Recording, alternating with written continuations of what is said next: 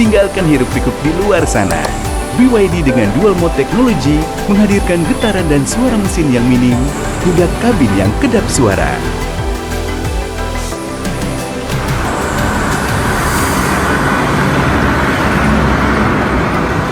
Senyapnya menenangkan, menjaga kedamaian hingga sampai di tujuan. Feel less, feel more.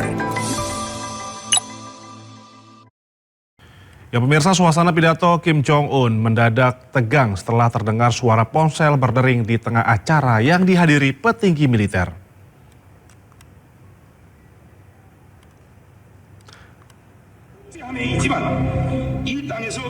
Inilah suasana tegang yang terjadi saat Kim Jong-un berpidato, tiba-tiba terdengar suara dering telepon.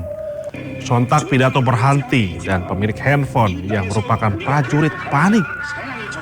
Hingga kini belum ada informasi terkini terkait berita ini, namun sejumlah netizen penasaran dengan nasib prajurit pemilik handphone tersebut.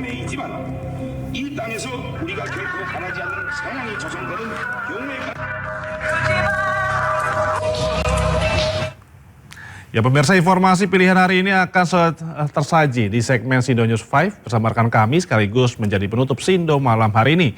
Anda bisa mendapatkan informasi terkini dan terbaru di kanal YouTube Sindo News dan atau melalui portal yang menghadirkan berita daerah, berita nasional dan juga berita internasional di sindonews.com. Mari berbagi untuk masyarakat yang terdampak bencana di tanah air melalui MNC Peduli dengan berdonasi pada rekening di bawah ini atau scan kris dengan aplikasi uang digital Anda. Saya Indra Setiabudi beserta kerabat bekerja undur diri. Selamat malam dan sampai jumpa pemirsa.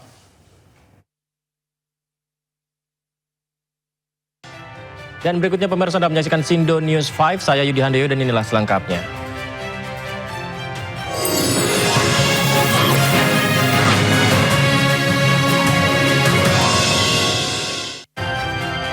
KPK buka peluang memeriksa mantan Gubernur BI Peri Warjio dalam dugaan 2 kasus korupsi. Mantan Gubernur Bank Indonesia Peri Warjio akan diperiksa sebagai saksi dalam kasus dugaan korupsi dana CSR Bank Indonesia dan dugaan korupsi di Otoritas Jasa Keuangan. Saat masih menjabat sebagai Gubernur BI, nama Peri sempat dikaitkan dengan perkara dugaan korupsi dana CSR di Bank Indonesia. 16 Desember 2024, KPK bahkan sempat geledah sejumlah ruangan di gedung BI, namun hingga kini Peri belum pernah diperiksa.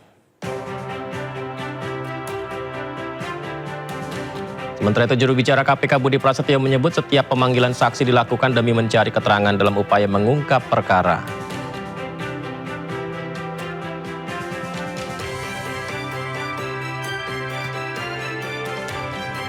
Gubernur Jakarta Pramono Anung meminta bentrokan yang terjadi di Jalan Tambak Menteng, Jakarta tidak dikaitkan dengan isu etnisitas. Pramono menegaskan bahwa Jakarta terbuka bagi siapapun.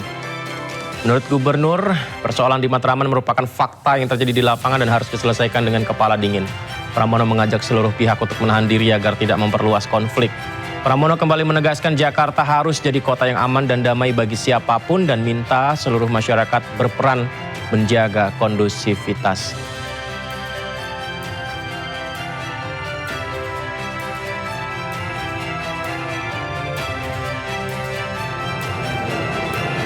Itu selama ini terjaga dengan baik, sehingga saya betul-betul tidak mau ada isu berkaitan dengan etnisitas di Jakarta, karena Jakarta yang sudah aman, nyaman, tentram, bahwa kemudian ada persoalan seperti di Matraman itu adalah realitas yang ada.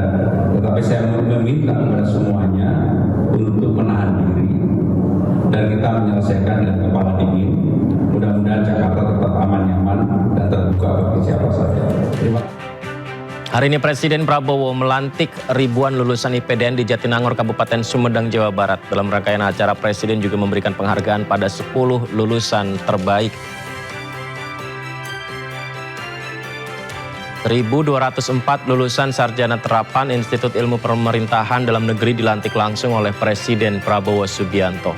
Ada 728 putra dan 476 putri. Akan menjadi pamong praja muda dan akan bertugas di lingkungan pemerintahan pusat, Pemda, hingga wilayah 3T di seluruh Indonesia. Pemirsa, pamong praja muda yang berasal dari lintas daerah ini diharapkan menjadi perekat dan persatuan bangsa.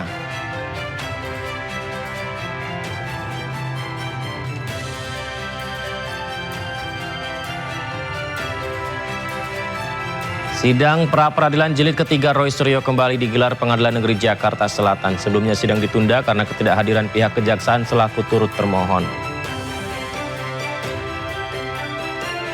Pengadilan Negeri Jakarta Selatan menggelar sidang pra-peradilan jilid 3 terkait ganti rugi kasus ijazah Jokowi yang diajukan Roy Suryo. Roy Suryo menggugat ganti rugi atas pengabulan perkara pra-peradilan penggeledahan, penangkapan, penahanan dalam kasus tudingan ijazah palsu Presiden ke-7 RI Joko Widodo. Sebelumnya sidang pra-peradilan ketiga ditunda karena ketidakhadiran pihak kejaksaan selaku turut termohon dalam perkara. Pemirsa, Menteri HAM Natalius Pigai menyebut sayembara menangkap begal berhadiah uang 50 juta rupiah yang digagas Deddy Mulyadi hanyalah guyonan semata. Namun Pigai dengan tegas melarang KDM gelar sayembara karena berpotensi melanggar HAM. Ya, Menteri HAM Natalius Pigai buka suara terkait polemik sayembara menangkap begal yang digagas Gubernur Jawa Barat.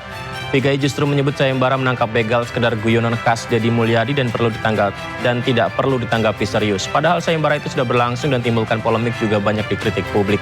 KDM langsung tanggapi pernyataan Pigai. Menurutnya tidak hanya hak asasi pelaku yang perlu diperhatikan, KDM menyebut korban juga kerap alami pelanggaran hak karena hilangnya rasa aman. Mulyadi cuma mungkin guyonan aja. Jangan salah loh. Bisa saja guyonan media anggap serius. Ya namanya juga uangnya tidak kelihatan. Ngomong aja ada uang. Tapi kalau serius yang tidak boleh. Tapi kalau guyonan nggak apa-apa. Guyonan aja tapi serius tidak boleh. Orang yang menjadi korban kejahatan ada pelanggaran HAM pada dirinya. Dia kehilangan keamanannya, dia kehilangan perlindungan dari negaranya, dia kehilangan harta kekayaannya. Bahkan banyak yang kehilangan nyawanya. Dan yang paling miris adalah korban kejahatan ketika masuk ke rumah sakit, BPJS tidak bisa mengklaim, membayarkan biaya rumah sakit. Demikian Sindo News 5, terima kasih dan sampai jumpa. Informasi lainnya pemirsa, serangan Israel meledakkan masjid di kota Gaza, Palestina. Akibat serangan udara tersebut, 1 orang meninggal dunia dan 12 orang terluka.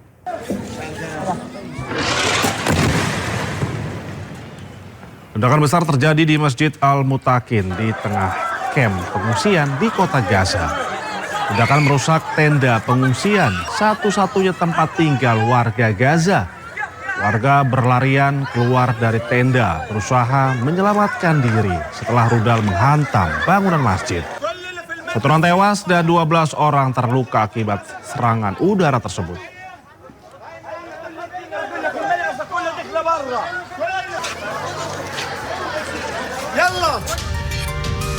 Sementara itu IDF merilis sebuah rekaman serangan udara yang diklaim targetkan terowongan Hamas. IDF juga merilis rekaman pasukan mereka menelusuri lorong-lorong terowongan Hamas. Belum diverifikasi kapan video direkam, namun IDF mengklaim telah berupaya menghancurkan jaringan terowongan Hamas di bawah permukaan Gaza. Militer Israel melakukan operasi penghancuran jaringan terowongan Hamas di kawasan garis kuning yang pisahkan wilayah warga Palestina dengan wilayah kendali militer Israel.